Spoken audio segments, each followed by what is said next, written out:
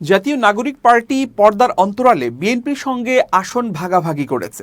সম্প্রতি এক টকশোতে একটি রাজনৈতিক দলের প্রধানের এমন বক্তব্য নিয়ে মুখ খুলেছেন এনসিপির দক্ষিণাঞ্চলের মুখ্য সংগঠক হাসনাত আব্দুল্লাহ।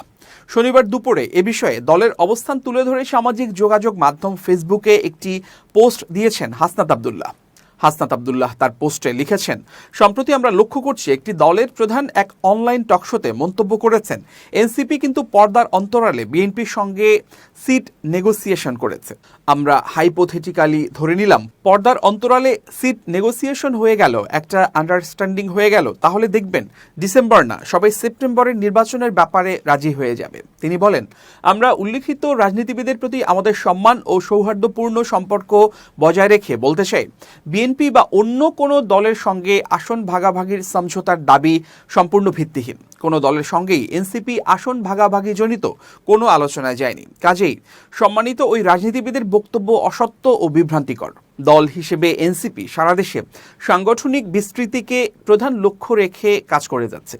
জুলাই চার্টারের ভিত্তিতে সংস্কার ও জুলাই ঘোষণাপত্র জারির আহ্বান জানিয়ে হাসনাত লিখেছেন, জনগণের ভোটাধিকার আদায়ের লক্ষ্যে এ বছরের ডিসেম্বর থেকে আগামী বছরের জুনের মধ্যে জুলাই চার্টারের ভিত্তিতে সংস্কার কার্যক্রমের মধ্য দিয়ে সুষ্ঠু গণপরিষদ ও আইনসভার নির্বাচন আয়োজন করতে হবে। পাশাপাশি বর্তমান অন্তর্বর্তী সরকার কর্তৃক প্রতিশ্রুত জুলাই ঘোষণাপত্র জারি করতে হবে। বিচার, সংস্কার ও নির্বাচনের রোডম্যাপ প্রশ্নে সবাইকে ঐক্যবদ্ধ হওয়ার আহ্বান জানিয়ে হাসনাত লিখেছেন, যেনতেন ও প্রশ্নবিদ্ধ নির্বাচন যেন স্রেফ ক্ষমতায় যাওয়ার সিঁড়ি না হয়, বরং মৌলিক সংস্কারের মাধ্যমে অর্থবহ ও সুষ্ঠু নির্বাচনের পরিবেশ তৈরি করে বাংলাদেশ রাষ্ট্রের গণতান্ত্রিক উত্তরণ ঘটুক। এনসিপি সেই প্রত্যাশা করে।